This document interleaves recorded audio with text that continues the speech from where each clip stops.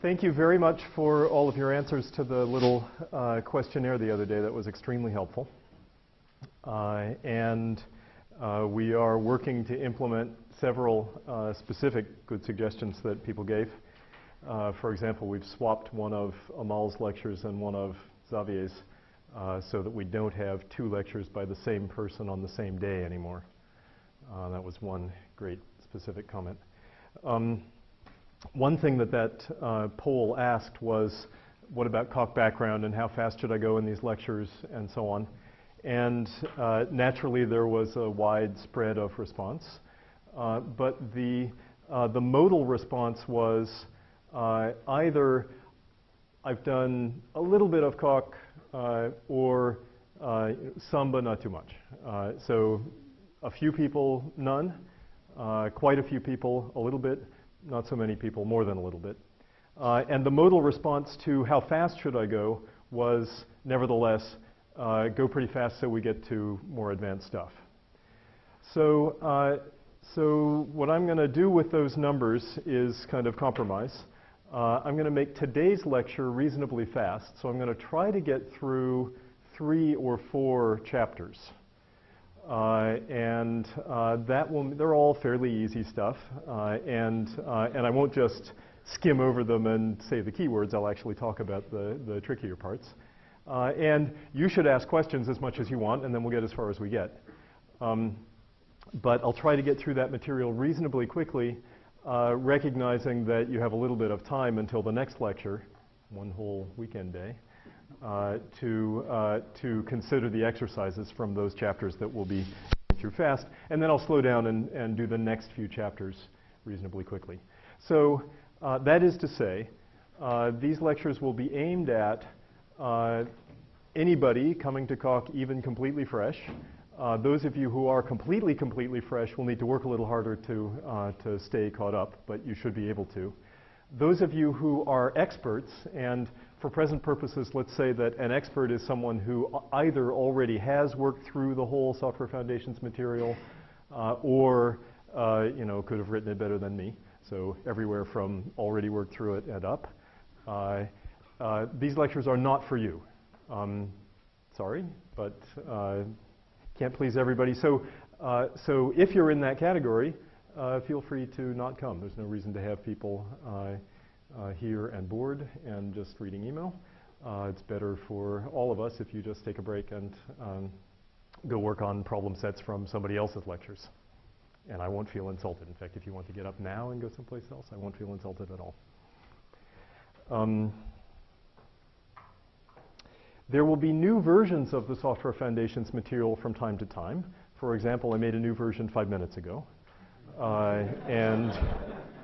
The new version is not very different from the older version. I'm not doing major moving material around and things like that. But I am slightly polishing the, tidying up typesetting mistakes and slightly polishing explanations and things like that. So you may want to grab this version before you go on with the next exercises, and I will alert you when I publish new versions that you should grab instead of the ones that you're using. For the next few chapters especially, there are far too many exercises to actually work all of them, even if you did nothing else between now and the next lecture on Monday. So I have tried to carefully mark recommended exercises. You can even probably skip some of those because some of them are about functional programming, and you probably could do that in your sleep. Excellent. Somebody taking me up on my offer. Have fun, whatever you're going to do. So there may be a few recommended exercises that you can even skip, but I think if you do all of the ones that have to do with proofs, that will give you a reasonable overview of, it will give you a reasonable depth of intuition about what we've talked about today without taking too much time, I hope. Okay. So diving in, any questions to begin with about the last chapter or anything? Okay. So the basics file was about kind of completely simple functional programming and quite simple inductive proofs and a few other little tactics about simple recursive programs. And our job in the next 2 or 3 chapters is to build up more experience with functional programming, which won't surprise any of you, and a little bit more experience with a little bit more sophistication with proving more interesting things. And that's what I'll focus on. Okay, so the chapter lists.v, and here I'm showing you a very abbreviated version of the HTML for that file, is about programming with more interesting data structures, but without polymorphism. And then in the next chapter, we kind of redo all the same stuff, adding polymorphism. So this is the non-polymorphic version of lists. The functional programming part won't be surprising at all. It's just showing you kind of the Coq syntax for the way we do these things. The type of natural number pairs is defined as a data type with one constructor. The constructor's name is pair, and its type is it takes 2 numbers and returns a natprod. And we can define functions on those things by pattern matching, and we can introduce the usual parentheses, comma notation for pairs via Coq's notation extension mechanism. By the way, those of you that are going to be using Coq in your own work, I have a word of advice for you about notation.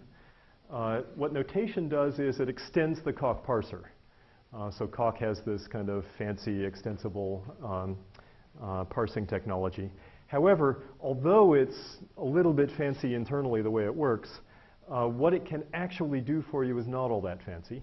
And if you try to go nuts with notations, you will drive yourself crazy fighting with the parser. So my recommendation is to do as I do here, which is to make very light and selective use of notations, and mostly just live with the kind of ASCII prefix style bare concrete syntax. Okay, pairs are one instance where it would really be annoying if you couldn't write, for example, pattern matches like this. So we do go to the trouble. Okay, then lists. Lists, of course, are just like natural numbers. That is, they have a 0 and a plus. But the 0 is, the 0 is called nil instead of 0. The plus is called cons instead of plus, and it's annotated with a number. Okay, so lists and unary natural numbers are almost the same thing, just modulo an annotation on each cell. And here, again, it's worth doing a little bit of notation hacking. And note that the Coq's notation mechanism is smart enough to handle multiple arity, like brackets, comma, comma, comma, close brackets kind of notations. And as usual, as you would expect, we can write functions like repeat and length and append and head and tail. So nothing too surprising there. Now, we can redo the story that we did about numbers, about proving things about lists. And because lists are just kind of slightly generalized numbers, the proof techniques involved are not all that different. So as with numbers, we can prove some things just by reduction, just by definitional equality. So for example, this little property about nil happens to just come out by reflexivity because append, which is written plus plus, is defined by recursion on its first argument. Its first argument here is a concrete list, and so we can just compute it away. In other cases, like the second thing up there, we need to do a little bit deeper analysis, but we don't need to recurse through the list. So this one we can get just with destruct. But to prove interesting things, we need induction. And induction on lists works basically the same as induction on natural numbers.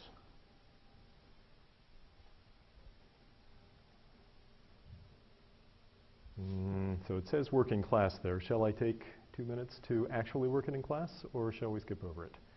What do you think? Let's have a vote. I like votes. How many people would like to see spend a couple of minutes actually doing this proof together? Quite a few. Okay, let's do it.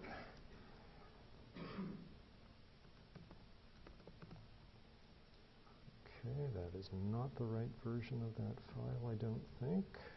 Yes, it is. Okay. Apologies for the hide in advanced garbage. I'm still slightly working out the hackery of getting all the different versions to look beautiful.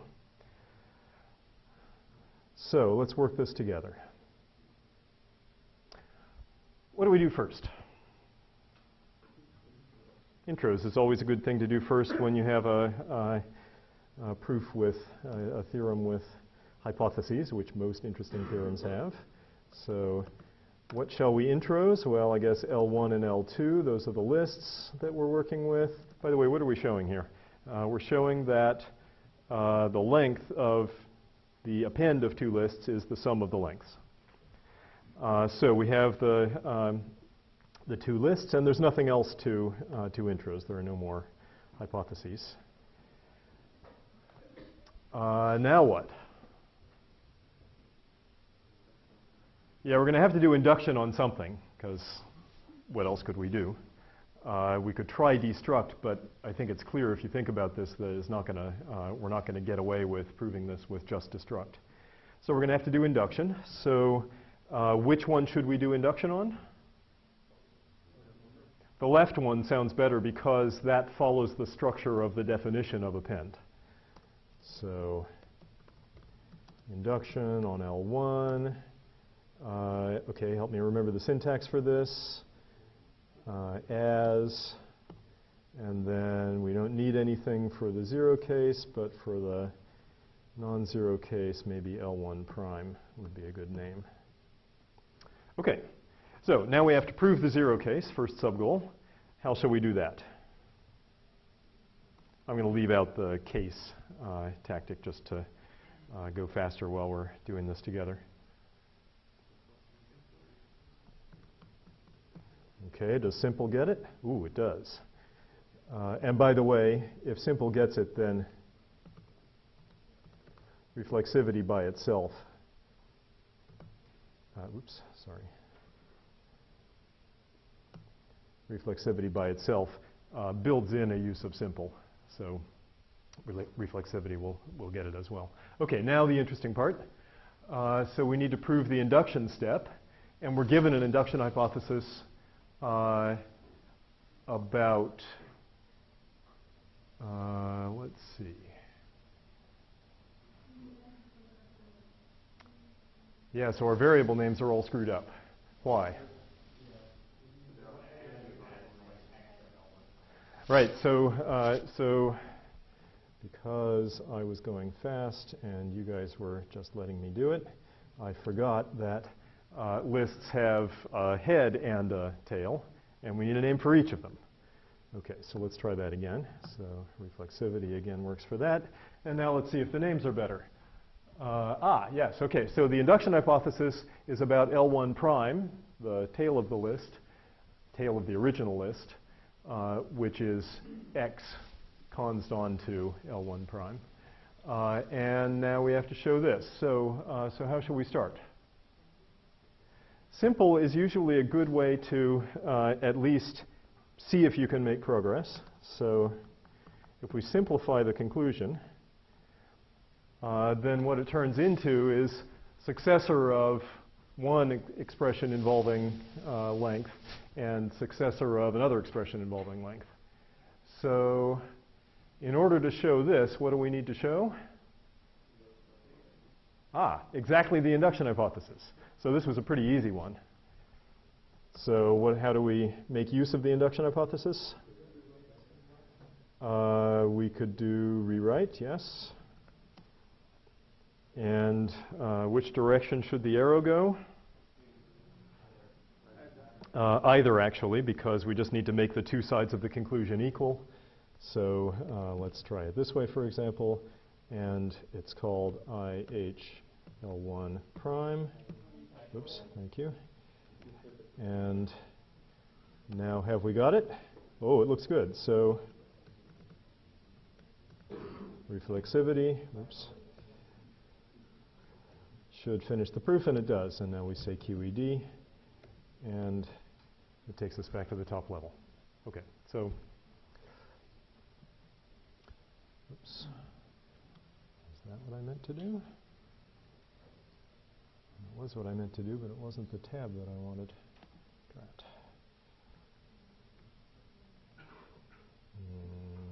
Okay.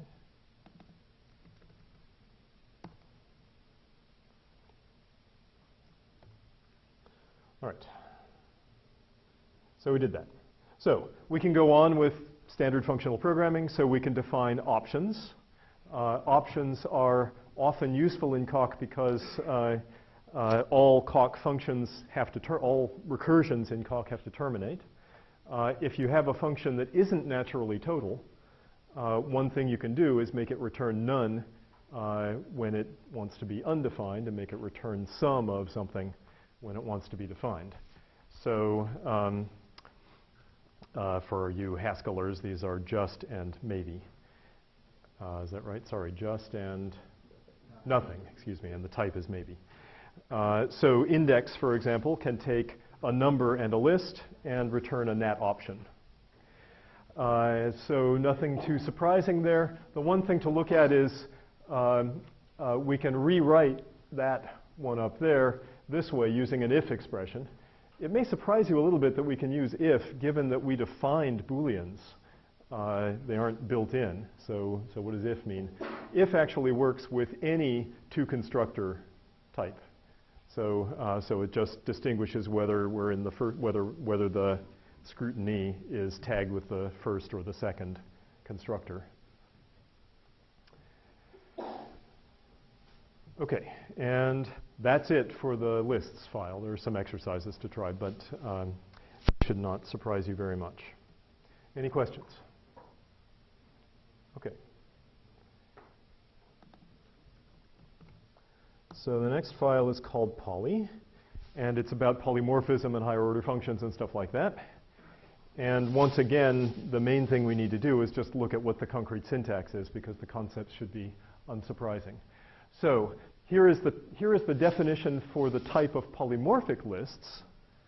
And the way to read this is that list is a family of inductive type definitions. So for each x, for each type x, there is an inductively defined type list of x with constructors nil and cons. Notice also that the types of the constructors change. So because we're defining a family of inductive types, each of the constructors becomes a family of constructors, one for each type family. So nil, for example, now has type for all x, list of x. Okay, so we don't see that in the types of nil and cons in the declaration because we don't need to. It's written once and for all out at the front. Okay, and now we can write polymorphic functions, and the way we do that is by adding an extra argument I shouldn't say of type, I should say of kind type to keep the levels distinct. But intuitively what's going on is just it's an extra argument that's a type. And it shows up in the types of later arguments in just the way that we've been seeing all week. So this is a kind of dependency, although the thing to notice is that it's not quite the same kind of dependency. It's a dependency of term level things on type level things, whereas the dependent pi and sigma types that we've been seeing in previous lectures are dependencies of term level things on term level things, which of course Coq also supports, but that's not what we're looking at here. Okay. There are a lot of type annotations here, and those of you that are used to languages where lots of types can be filled in automatically by the compiler may find this a little heavy. So let's have a little type inference. So for example, on the first line of the definition of app, where is it? we filled in x colon type, and then L1, L2 colon list of x, and then the result type list of x. So could we leave all those off, or almost all of them off? Yes. In fact, we could also leave off the result type, and it would still figure out what it is. So Coq can do the usual kind of type inference on the arguments and results of function definitions. Moreover, it can fill in type arguments as well. So any place where there's a type argument that you don't feel like writing, you can just write underscore. And Coq will attempt to fill it in. When I say attempt to, I'm speaking carefully. It will not always succeed. So it's using a unification-based type inference algorithm, just like your favorite other functional programming language. But because we're in a very rich and powerful and expressive language, there is no completeness theorem. There's no theorem that says if you take any untyped phrase that has a valid type annotation that the type inference mechanism will find it. In practice, in situations like this, in situations where a functional programmer would naturally expect the type inference to work, it generally will. But notice that you're not restricted to, I'm not showing this in this example, but you're not restricted with underscore to using it in places where it's a type argument that you would expect an ML compiler or a Haskell compiler to fill in. You can use it for other arguments as well. You can use it to fill in numbers.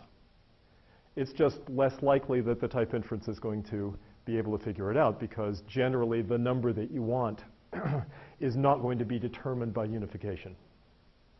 Occasionally it will be, and then you can use this underscore just as well in those situations, please. Do you have a reference how the construction algorithm works? Can I look for it? And it seems. Are there any experts left in the room that can speak to that? I don't know a reference for that. It's not about code, but Conor McBride and Alan Wintry have a recent paper on tutorial higher order unification for the different types. Okay, that's useful. So it uses higher order unification. The original reference on higher order unification is Huet from sometime in the 80s, which is actually quite readable. But there's a lot of black magic in the type synthesis, the argument synthesis stuff. Coq users understand it is in a quite rough and ready fashion. So just try it, see if it works. If it doesn't, fill in more. Okay, so we can fill in underscores anywhere we want. In fact, obviously, filling in the underscores themselves is a little bit annoying and heavy, and we would like to elide those, and Coq also allows that. So what we can do is we can say, if you look at the bottom of the screen, we can declare that the argument x to the nil constructor should always be inserted automatically. So every time Coq sees nil, it should automatically insert an underscore after it, and then attempt to do the inference. And indeed, we can be even a little bit more shorthand than that. When we introduce a function like length, if we put curly braces instead of parens around a type argument, that's an automatic declaration. That's equivalent to giving it with parens and then declaring afterwards implicit arguments for this constructor, for this function. Okay, it's worth knowing. Yes, sorry.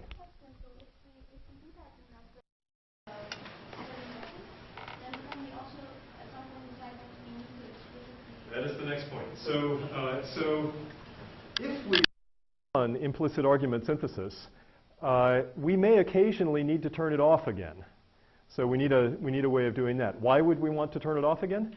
Well, there are situations where the inference of the thing that replaces that underscore that's implicitly inserted may fail. For example, here's a canonical case. This is the one that you will trip over first. If we try to define a new version of nil, say, so define my nil to be nil, type inference will fail. Why? Because I haven't given a type for my nil. So unification has nothing to go on. Nil requires a type argument, but there's no local information determining what that type argument should be.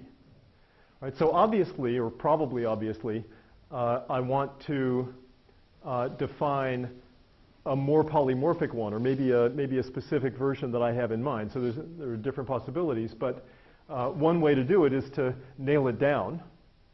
So to say, to give some extra information elsewhere that determines what the underscore must be, that's implicitly here. Another way to do it is to turn off the insertion of the underscore, and we do that with an at in front of the identifier that has the implicit arguments. Right, so you can write at nil of nat. Okay, now this is nice because using these underscores, we can now recover once again our brackets notation for lists. If you think about it, the brackets notation for a list with several elements has a lot of underscores in it. But the fact that we can ask for them to be inserted implicitly means that we can still write it just as brackets 1, 2, 3, close brackets, and all the types get taken care of by the type checker. The notation for x, y, to me it looks like it's x has type y. Maybe.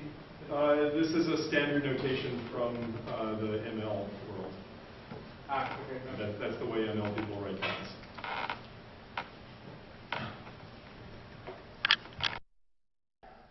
So now we can build up some, now we can redo some of the things that we did a little while ago in the monomorphic case. We can have polymorphic versions. So here are polymorphic pairs. So this type of pairs is parameterized on two types, x and y.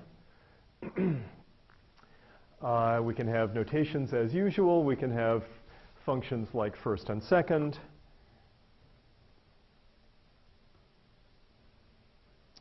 We can do the same thing with options. No big deal there. That's just kind of spinning out the consequences of what we did before. Coq is, of course, a higher order functional programming language, so it's a functional programming language that deserves the name. So we can write functions like filter and map and fold and all of those. So here's how filter looks. Nothing really surprising there at all. Here's how we can use filter, and there's nothing surprising here. The only thing to note is here's how you write an anonymous lambda expression. So lambda is written FUN, and then the dot is written with a equal greater kind of heavy arrow concrete syntax.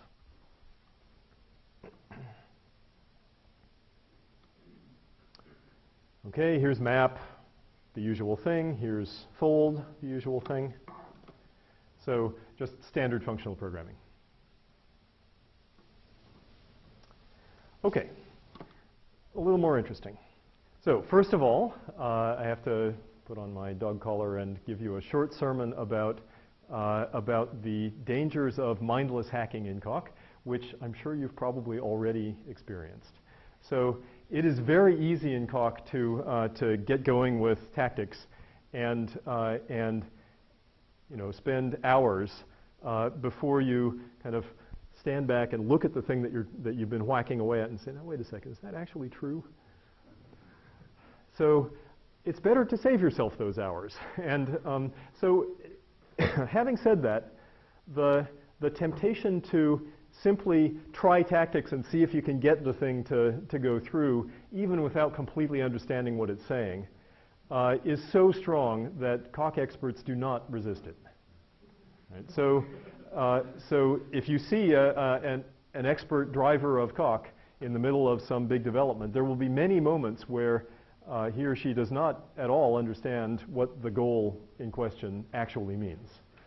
And they're just trying one tactic after another.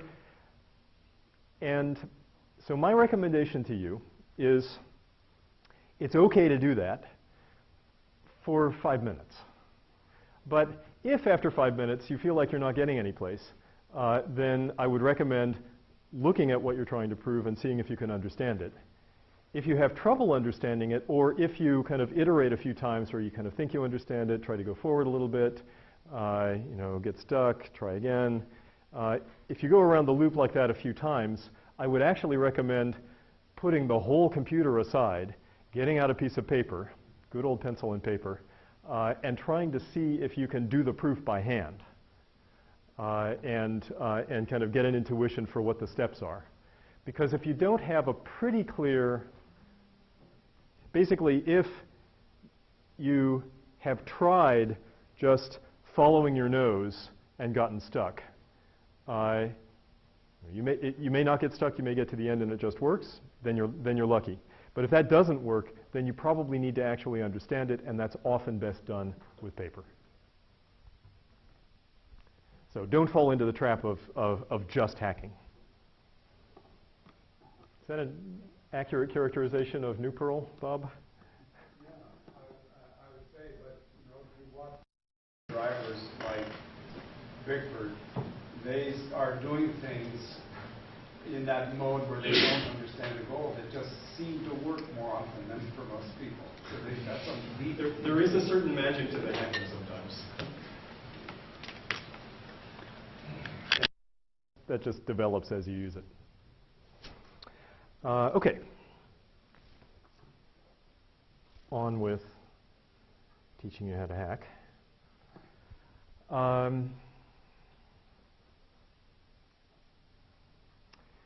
So the apply tactic. I forget, have we seen apply already? Yes, a little bit. Okay, so apply is a tactic that takes some previously defined, either kind of locally defined fact, something that a local hypothesis that you've introed into the local environment, or a previously defined lemma that has a name, or a theorem that has a name in the global environment. So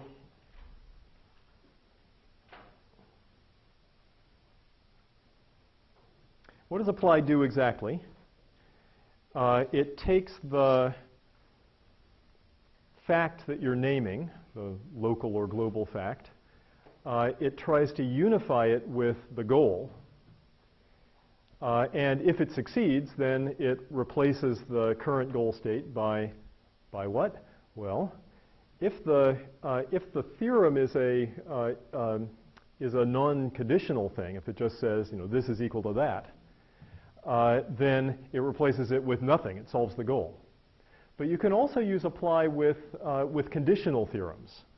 So if you have a theorem in your context that says P implies Q for all some collection of variables that are free in P and Q, P implies Q, and your goal looks like Q, then you can apply that theorem, and what will happen is it will unify the goal state with Q to get bindings for the variables that are free in P and Q, and it will leave you with P as the subgoal to be proved. Or if there were several hypotheses, it will leave you with several subgoals that now need to be proved.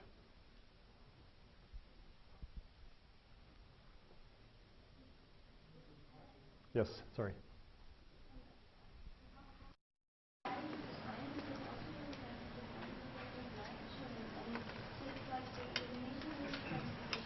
Right, so what proof term is actually being built? Well, can you guess from the name? What's actually being built in the proof term that's under construction is an application. Yeah, but I mean, how is it built? Is it mapped as well? How is applied defined? Let's postpone that till Monday, because we'll come back and talk about proof objects in more detail. So for now, forget about proof objects. So I said the other day that what the tactics are actually doing is building a term. But let's forget about that and just look at it as a game of trying to get the subgoals to eventually go down to 0 and say QED. Are the terms that they're building kind of built into like the system, or Yes, are they are not just light. They're exactly the ones that they're not more complicated? Well, they are more complicated because we're tending to, let's see, if you took the same theorem, like the currying or uncurrying theorems that we looked at, then the proof object would really look exactly the same. It would be the lambda term that was the answer to the exercise earlier in the week. For a more complicated theorem, it will be a bigger proof term, but built out of the same stuff.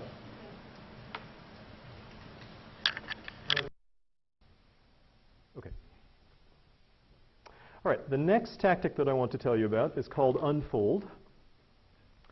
And this is used, let's see, shall I just show you this? Yes.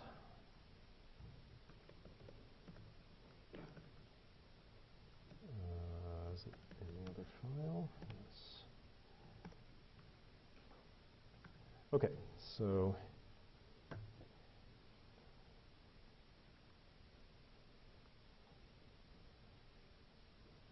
need a faster laptop. This is the advantage of working with Coq. You can always tell your advisor you need a faster laptop, even if the one you have is only a month old. Okay, so suppose we were trying to prove this kind of silly fact. So plus 3 is plus partially applied to 3. That was defined someplace. I think we skipped over it. If 3 plus n equals m, then plus 3n plus 1 equals n plus 1. So it's just a silly little fact about plus 3. So if we do this intros, now we'd like to do a rewrite. But rewrite doesn't work here because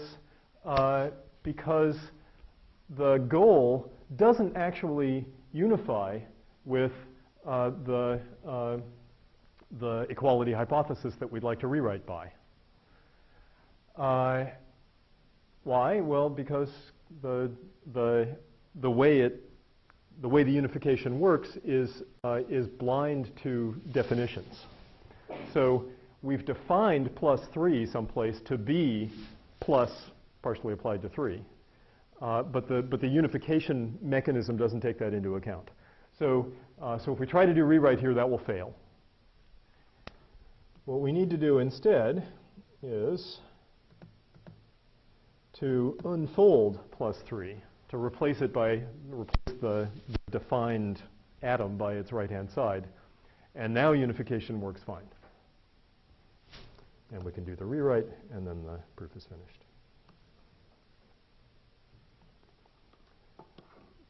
Okay, so you'll need, and now that's back.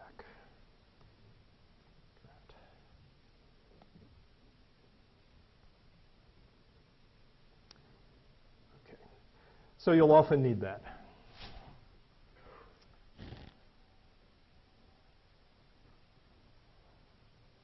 Why wouldn't it, by the way, just unfold definitions before doing the rewrite? Why would that be a bad idea? What happens if they're recursive is one thing. Exactly. So if we unrolled all of the definitions before doing the rewrite, we would, because we haven't done the rewrite yet, we'd have to unroll all the definitions, every definition of everything. And that would result in a gigantic term. Now we would maybe successfully rewrite one little bit of it, and then what would be left would be this hideous gigantic thing.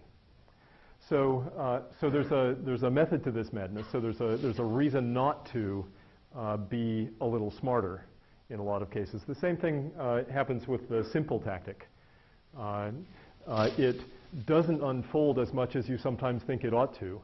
And the reason is that the way it's defined is a delicate balance between the convenience of simplifying things when they're kind of obviously simplifiable and avoiding the inconvenience of unfolding too much and blowing up the goal state that you're looking at. Okay. Inversion is an extremely important tactic. We'll use it a lot. And it's a little bit more difficult to understand than the ones that we've seen, but not too much. So inversion is used on, for the moment, equality hypotheses. In general, you can use it in other situations, but let's look at the special case for equality. So if we have an equality hypothesis, we have something in the context that says some expression equals some other expression, and each of those expressions begins with a concrete constructor, then what do we know? Well, if those constructors are different, then what do we know? So if I have a hypothesis that says, for example, 0 equals successor of x, what do we know? We know that we've introduced an inconsistency someplace, and that hypothesis is nonsensical. So if we've got an inconsistent context, then we should be able to prove anything, and indeed we can. And saying inversion to that hypothesis will prove any goal. Okay, now, what about the case where C and D are the same? Then what do we know? So we've got C applied to some list of arguments and D applied to some list of arguments. And C again applied to some list of arguments. So then what do we know? So first of all, the lengths of the argument list must be the same because it's the same constructor and a constructor has a fixed arity. And then each of the pairs of arguments, one on this side and one on this side, must be pairwise equal. If those arguments themselves are explicitly constructed things, then we can keep going. So for example, successor of 0, if we have a hypothesis that says successor of 0 equals successor of 0, then once again it's nonsensical and we should be able to prove anything. And inversion will get that in one step. So what inversion does is it takes an equality hypothesis and it kind of squeezes all of the juice out of it that it can get by observing that different constructors can never be equal, that's nonsensical, and the same constructor leads to a whole bunch of sub-equality facts. So, in the interest of time, I'm not going to show you the example of this, but you'll see that that when you use inversion, what will happen is a bunch of equalities will get added to your. All right, let's do one. All right, so. Easier just to show you than to say it. So we want to show n equals m, and what we have is successor of n equals successor of m. So we can do inversion on EQ, and notice what happens. So we get a new hypothesis that was generated by the inversion from the arguments to successor. So that gets stuck in the context, and it gets used to rewrite the goal. So this proof is actually finished. Okay, that is not the file I want.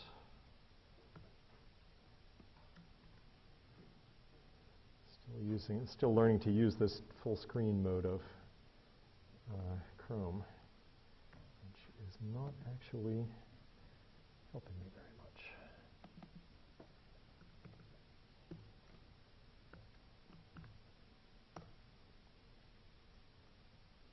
No.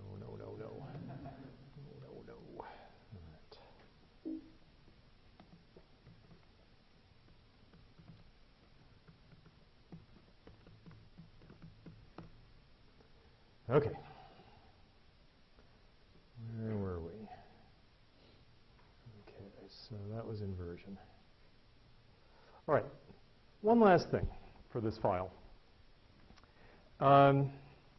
When we're doing inductive proofs, we have to be careful about the form of the induction hypothesis. And here is a typical example. It is actually worth looking at this, even though that's going to screw up Chrome again.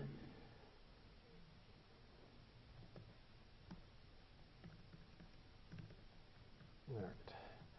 So suppose we're trying to prove that that if n equals m, in the sense that if we're trying to prove that the test, does n equal m, returns true, implies that n is really equal to m, right? This is kind of a correctness property for the BEQ NAT definition that we gave. We would obviously want to prove it by induction, because n and m are inductive things. We're probably not going to make much progress without induction. Okay, so we do intros, we do induction. We've got the zero case, which is easy. Let's skip over it. Now we got the successor case. And now if you look at the induction hypothesis, you might already be a little bit worried. Because, what does it say? So we've got some fixed number m, and we're trying to show that the successor of n prime is equal to m, knowing that n prime is equal to m. This can't be right. Okay, so I mean, it's true that if from this we could show this, then we would have established the original thing. But we're just not going to succeed. From that induction hypothesis, we're not going to succeed in showing this. So what went wrong? The intros was wrong. Why? Right. So we, at the beginning of the proof, notice, we intros not only n, the thing we were doing induction on, but also m, which fixed m, right? Doing intros effectively says pick an m. So we said pick an m and now do induction on n. So we're trying to do this inductive proof for varying n, but always for the same m. And that's just wrong. We can't prove it that way. The induction hypothesis is insufficiently general. So the induction hypothesis that we want is this that we have here, but with a quantifier at the front that says for all m. Right, so we need a more general induction hypothesis. How do we get the more general induction hypothesis?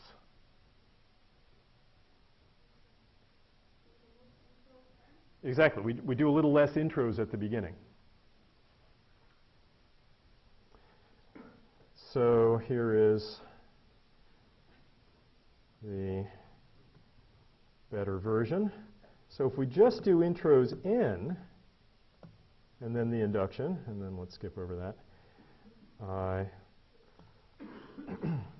Okay, now we have a better induction hypothesis, the one that we want. We need to now do the intros, right? So we have to do a little bit of work in each case that before we were trying to do once and for all at the beginning. But that's life. This is the correct way to get through the proof. So we do the intros here.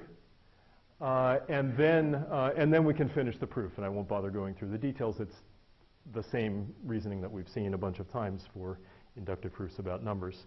So the point of this example was just to show you that it's easy to get the induction hypothesis a little bit wrong.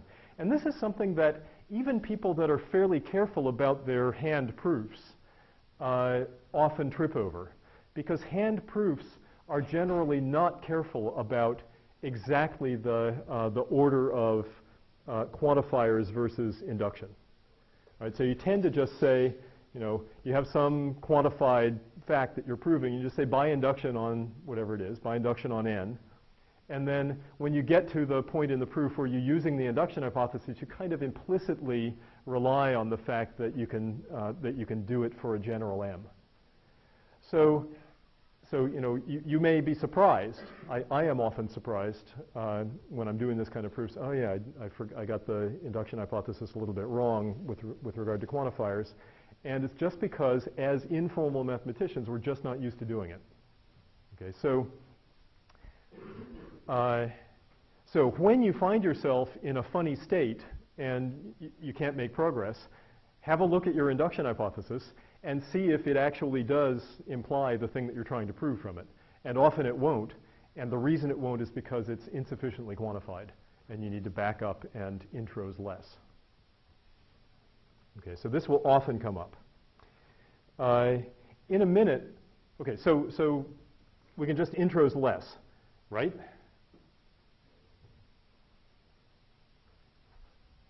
I want somebody to say no. So what's the problem with that fix?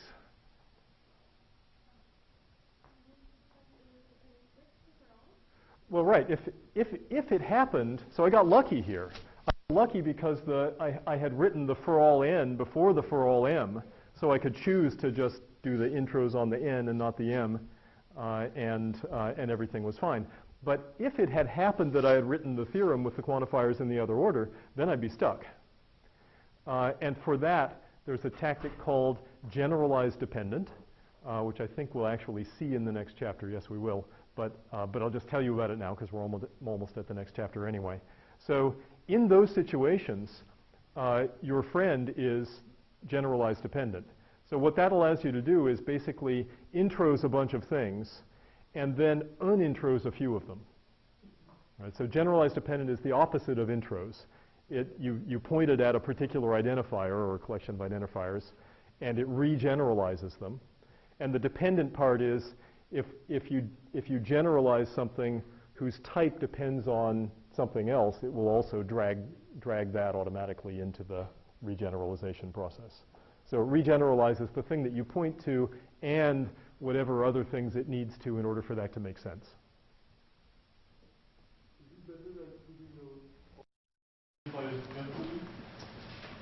Is it better than choosing the order of quantifiers carefully? Yeah.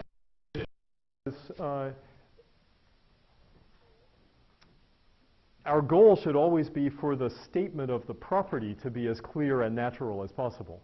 So we haven't quite gotten to the point where the proofs that we're doing are right only. Right? You could, with a little practice, learn to look at the proofs of the size and complexity that we're dealing with and kind of figure out what's going on.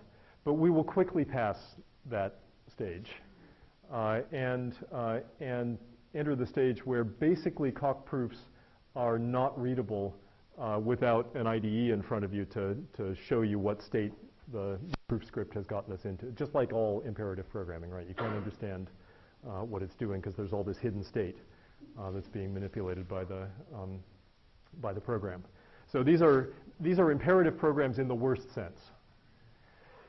In fact, it gets even worse because you get to the point where when you start using proof automation, you can't even understand it with an IDE, and the proofs become entirely write-only. And that's just a fact about the way that people do business with proof assistants. So Coq doesn't have a very good kind of declarative proof style. Isabelle is much better in that regard. But Coq, the benefit that Coq gets from that deficiency is the scripting facilities are extremely powerful, and you can use them to write programs that build proofs in completely amazing ways. So there's a delicate balance between declarativeness and programmability in this world that I think people are still working to understand, honestly. Okay.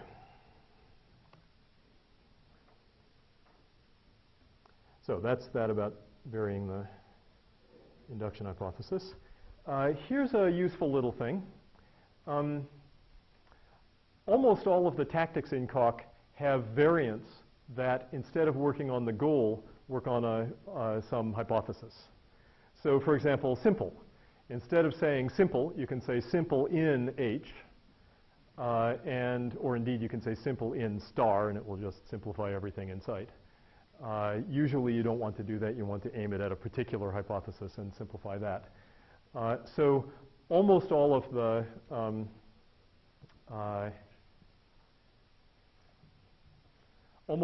the tactics that you'll see have a bare version that works on the conclusion and an in version that works on a hypothesis that you say. A particularly interesting one of those is apply in. So apply in takes a theorem and one of the hypotheses and applies the theorem to the hypothesis. So in a sense, it says comment about that on the screen. This is forward chaining style of proof. So normally in Coq we begin with the theorem and we try to whack on it and break it down into simpler and simpler sub-goals until finally they're all gone. So that's kind of backwards chaining. That starts with what we want to show and works backwards to what we need to show it. And that is the most natural style in Coq. That's the one that Coq supports in the most kind of native way. But it's often convenient for us as humans to think in a forward chaining style. So to begin with the hypotheses and think, well, how can we, what can we do with that, and so on. And apply in is the way to do that. So apply in takes a hypothesis and turns it into something that we can derive from it using a previously established theorem.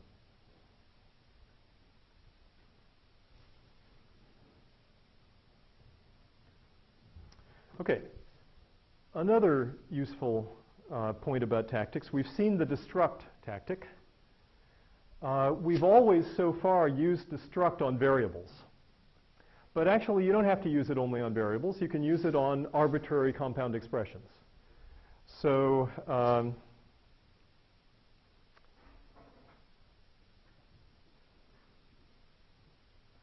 for example, let's not take the time to do this one in the IDE, but here's a silly theorem that we're trying to prove. We define a function that does some computation with numbers, and then we want to show that it never returns true. And we can do that by destructing larger expressions. If you work through the proof, you'll see the points at which this is helpful. So destruct takes an expression and says, is the value of this expression, well, so if the expression returns a Boolean, as these do, it says, is the value of that whole expression true or false? So it gives you two sub-goals. Okay, so having told you that you can do this, I'm now going to advise you not to do it. And the reason is that often the expression that you're destructing is also something that you need to reason about. Okay, so in this particular silly example, we can take this expression BEQNAT N3 and replace it everywhere by true in one sub-goal and by false in the other sub-goal, and we can finish the reasoning that we need to do. Typically, that's not the case. Typically, what we'll need is to know that BEQNAT N3 is equal to true without actually throwing away that expression. And the way that we achieve that is by a tactic called remember. Okay, so let's do that here.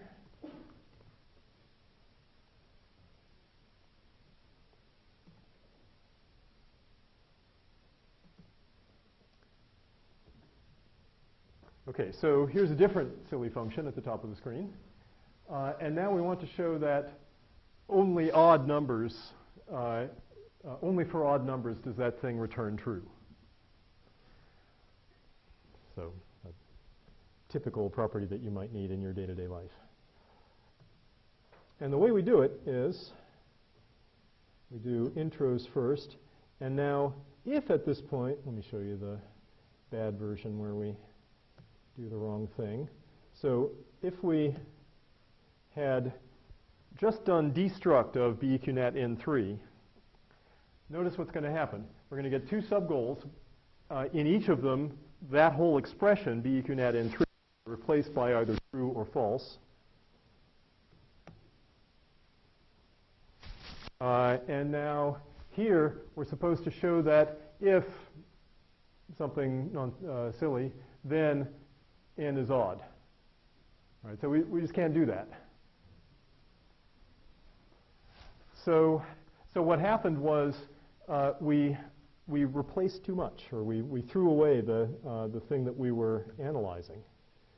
What we want is to have a case analysis that says, well, suppose that BEQNAT N3 is equal to true, and then prove the result. And then in the other case, suppose that it's equal to false, and prove the result. So we get that by using remember. So the first thing we do is this remember, and remember takes an expression and a fresh variable name and clips out that expression and puts it in the hypotheses as equal to the variable name that we gave. So what we've done is we've made up a variable E3, and the remember has given us the hypothesis that it's equal to BEQNAT N3. And now when we do destruct on E3, we're going to replace E3 by true in one branch and false in the other branch, leaving the BEQNAT N3 alone. And this hypothesis is going to turn into exactly the equality assumption that we need, either that compound expression equals true or it equals false. Okay, so if we do the destruct, now we have, okay, we still have the silly one that we can't use, EQ, but we also have the useful one, HEQ E3, that we can get some juice out of to show that N is odd.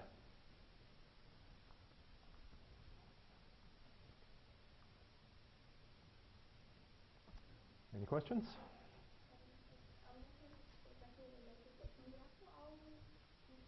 Or could we, at some point, without creating an extra lemma, say, okay, now I want to prove this? Yes. Yeah, so we don't always have to be making progress on the main goal. There's a tactic called assert that introduces a sub-goal of which is whatever you want. And when you finish proving it, it puts it in the hypotheses to be used for whatever else. No, you don't need a QED. QED is only for the very end where you're switching back into the top level.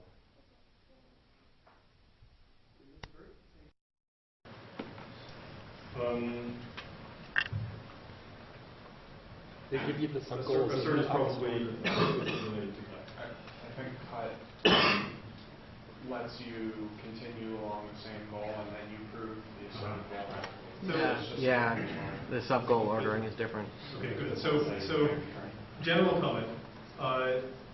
Coq has many, many tactics, lots of which do almost the same thing. And any particular Coq user tends to a particular set of tactics that they're used to using, and then, you know, for any proof that they write, there would be another proof that another user would do in a somewhat different way. And it all works out because, like I said, the tactic proofs are kind of right only anyway. And what matters is the lemmas, the sequence of lemmas that you go through to get to the final conclusion. And those are written in a smaller subset of the language. So is it the best time to use assert?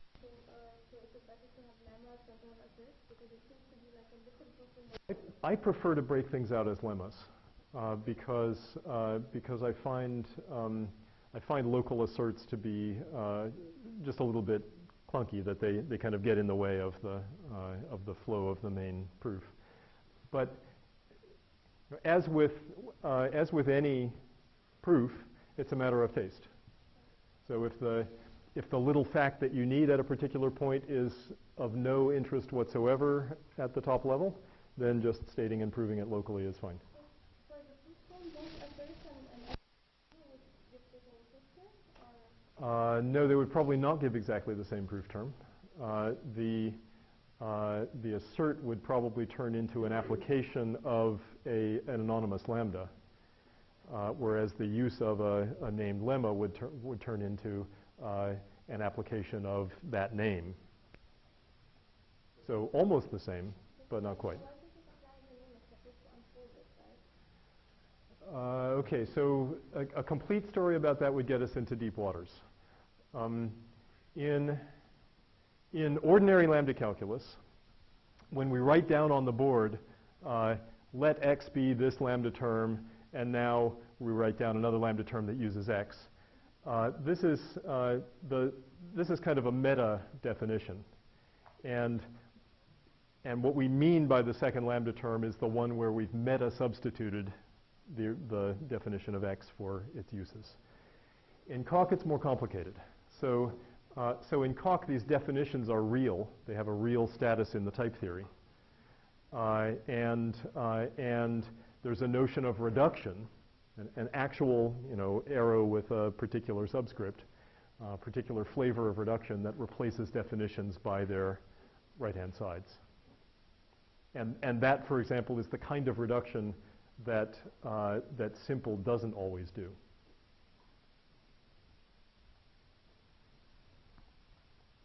Other questions? Okay. All right. Occasionally, apply doesn't have enough information to do its thing. If we just say, apply this theorem to the goal, it will fail. Because unification doesn't instantiate all of the variables in the conclusion of the theorem that's being applied. Okay, so how can that happen? So, for example, with transitivity. Shall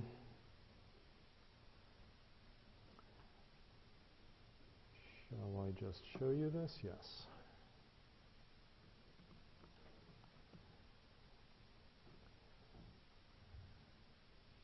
Okay, so here's a little lemma at the top of the screen that says equality is transitive. Okay, proving that is no problem. But now, suppose we want to use that lemma to prove this fact. All right, so we want to prove that if that first list is equal to the second one and the second one is equal to the third one, so this is just an instance of the transitivity of equality. So we should just be able to use apply to get it. So can we?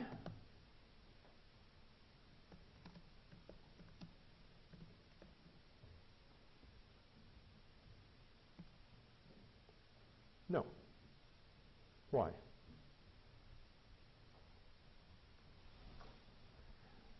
So if you look back at the definition of trans EQ, so what we were trying to do, we had some goal that we were trying to prove. Apply is going to unify that goal with the conclusion of trans EQ, which is n equals O. Okay, so it's going to succeed in doing that unification. That's going to give us a particular value for n and a particular value for O. What were those values? They were AB and EF. Okay, so it instantiates n to AB and O to EF.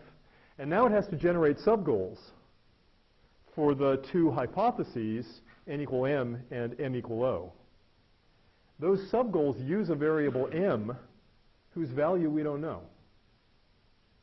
Okay, so the process of unifying the goal with the conclusion of this theorem instantiated two of the variables m and O, but it left instantiated n and O and left m uninstantiated.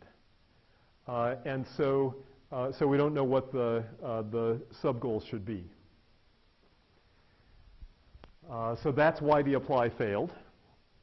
And what we can do to help it is we can say apply trans EQ with, and we can give it the value for m. Okay, so this is just giving a little helping hand to the unifier that says, well, you didn't find out from unifying what the value of m was, so here it is.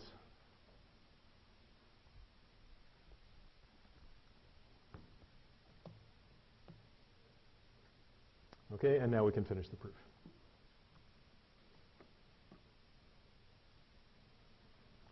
Okay, so let's review where we are.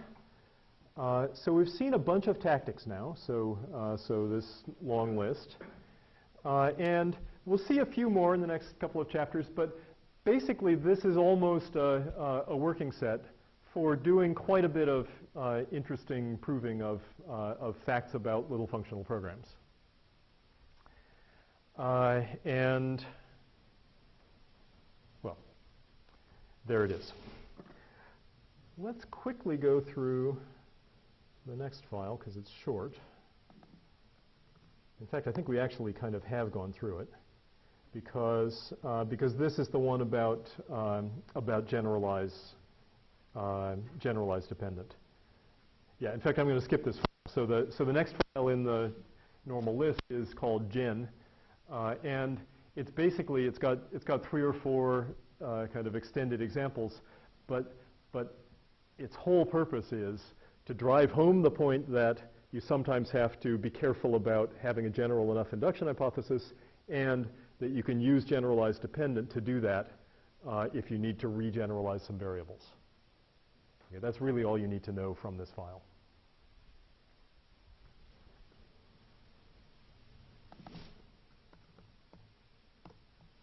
Okay.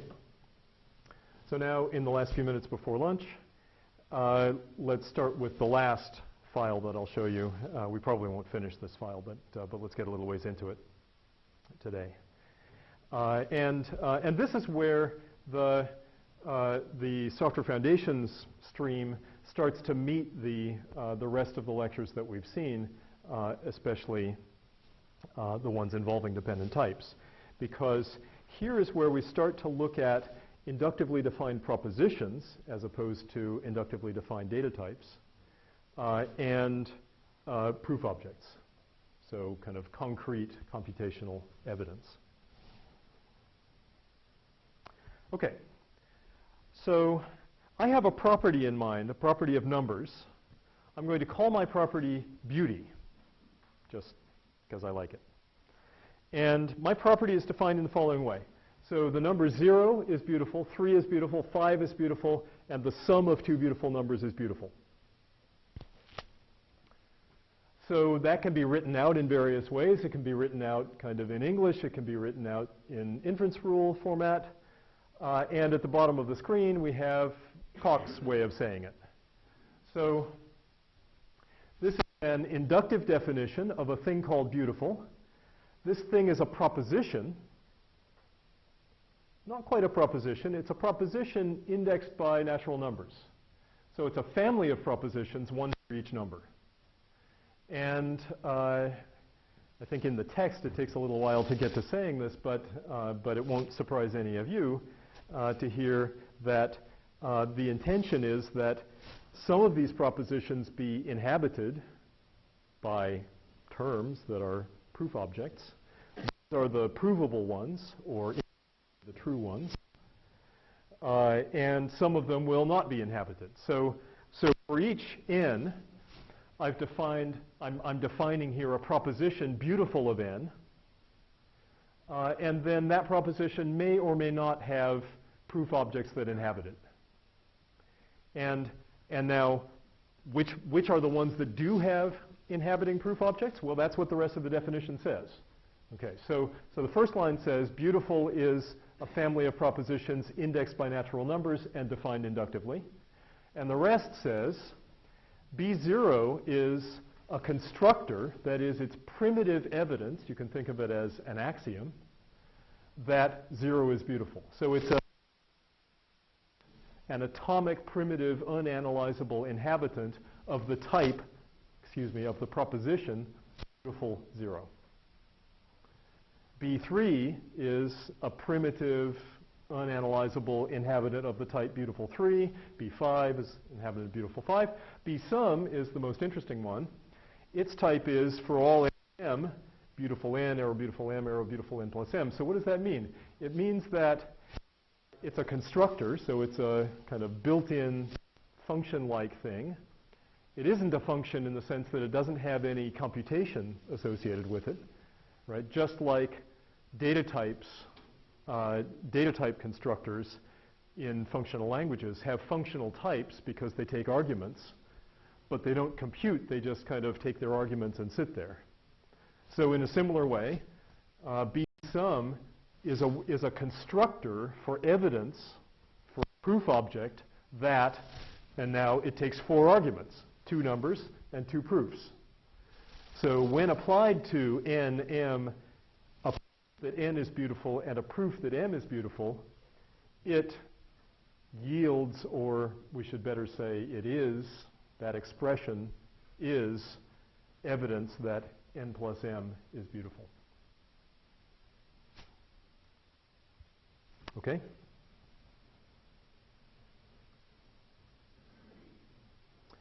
So now we can prove theorems about beautiful numbers. So here, for example, is a theorem that says 8 is a beautiful number. And we can use all the same tactics that we're used to because Coq is very orthogonal. So the fact that this is an inductively defined, the fact that these things are constructors rather than theorems that we proved is immaterial. We can apply them because they have the right type. So if we're trying, so here we're in a proof state where the goal is beautiful 3. Up there we have something of appropriate type. That's all apply needs. So it unifies beautiful 3, which is the goal state, with the conclusion of the type of the axiom that's being applied.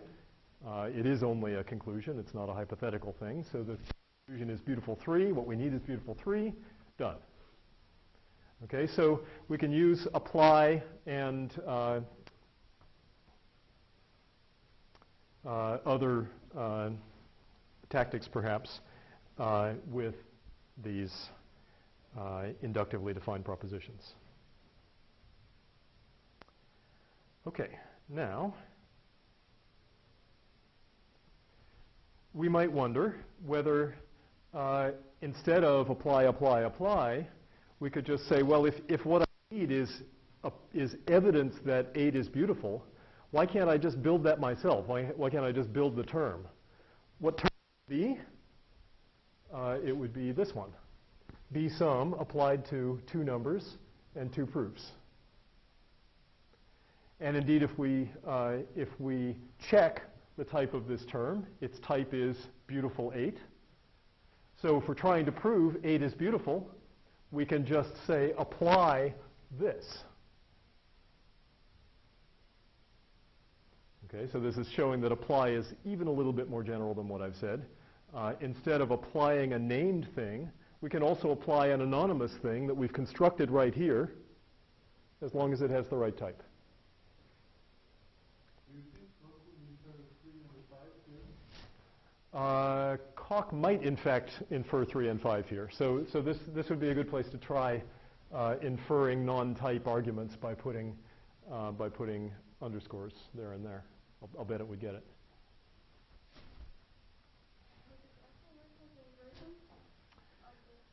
Yes. So we're going to see some other tactics that are useful with inductively defined propositions, and inversion will be one of the main ones. So it wouldn't make sense to do this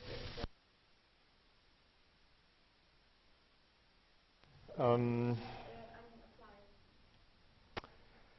That's right.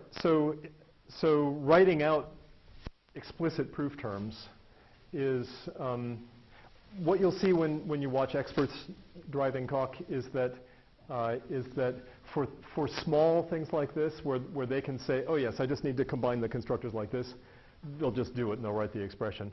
For bigger things, they'll usually use tactics. So inversion means translate into something like this. So the proof term would be the other. Yes. Yeah. So a complicated proof involving inversion. I'm hedging a little bit because inversion is a kind of a complicated beast. Some proof involving inversion might translate into this, but on the fly, I'm not sure. Other questions? All right.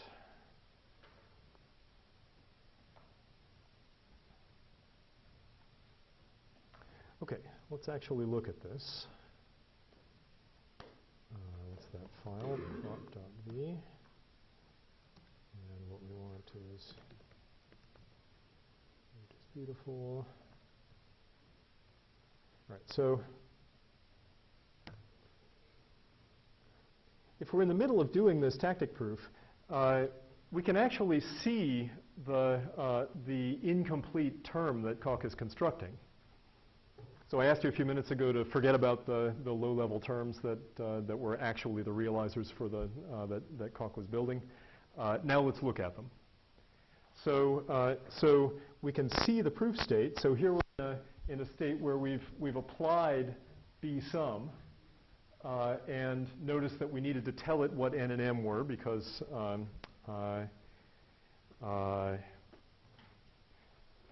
that wasn't determined by unification.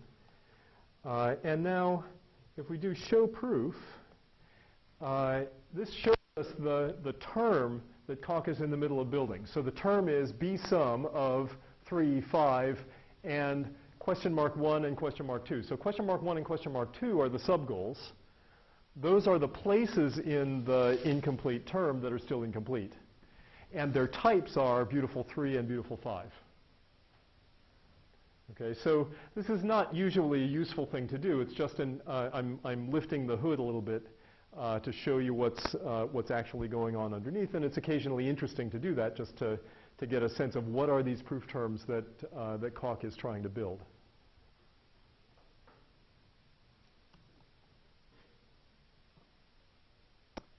Okay. Now, what can we do with these proof objects, these concrete bits of evidence, these terms? Well, we can build them up. We've just seen that. But we can also break them down. This is a very interesting consequence of the kind of Curry-Howard isomorphism, the fact that these proof objects are data. That means that everything that we can do to data, we can do to proof objects. In particular, we can recurse over it. And what is that? It's doing induction on derivations, right? Because a proof object is a derivation tree. A proof that some number is beautiful is a derivation tree in the tiny little 4-rule logic that I defined for reasoning about beauty. And we can do induction on those derivations. So, for example, here is a different property of numbers. This is the property called gorgeous numbers. So this property says 0 is gorgeous. If n is gorgeous, then 3 plus n is gorgeous. And if n is gorgeous, then 5 plus n is gorgeous. Okay, so it's just a different property of numbers. And what's interesting, though, this is an actual slightly interesting mathematical fact, is that every gorgeous number is beautiful. How would we prove that?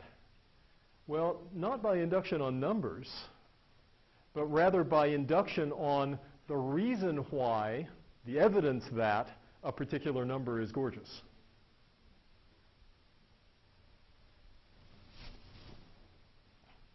So, in this proof, let's quickly look at it here.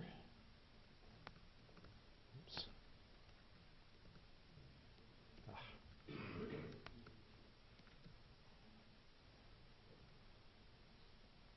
In this proof, so we intros a bunch of stuff. By the way, if you say intros and you don't give any names, it will just choose them for you. Sometimes that's what you want.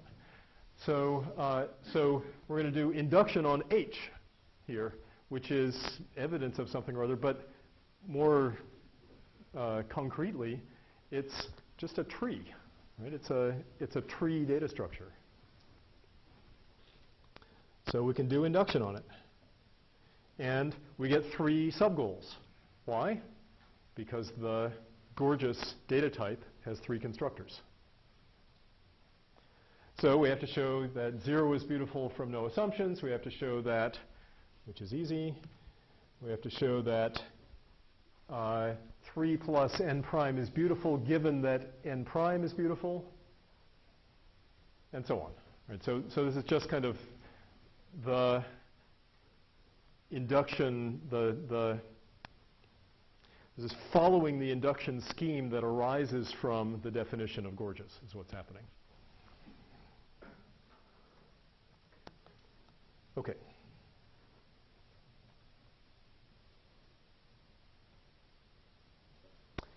What about evenness? Could we have an inductively defined proposition for even? Of course we could. Here it is. 0 is even, and if n is even, then 2 successors of n is even. All right, this is just exactly like the definitions of beautiful and gorgeous. There's a different way of defining even, though, because we've already been talking about even. We have this function that checks evenness. So to define the property of being even, so a number is even, we can define to be the function even b returns true when applied to that number. Okay, so that definition up there, that's a definition of a parameterized proposition. Not an inductive definition, but a direct definition that says the proposition even of n is the expression even bn equals true. Now, there's something subtle going on here. We have 2 different definitions of evenness. In fact, we have 3, in a sense, definitions of evenness. We have the evenness checker, which is a function that returns a Boolean. What do Booleans have to do with truth? Nothing. They're just a data type. Right? We happen to call it Boolean, and that happens to have some connection in our minds with classical logic. But so what? Right? We could have called it foo and called the constructors red and green, and we would still be doing the same computation. Okay, so that's a function that returns an answer in some data type that we happen to have called Boolean. Now we can define the property that is the parameterized proposition, the family of propositions, that says a number is even. I'm defining the concept even by that test returns true. Or I can define it directly in as an inductively defined proposition. Right, so we have all 3 of those things. Which is better?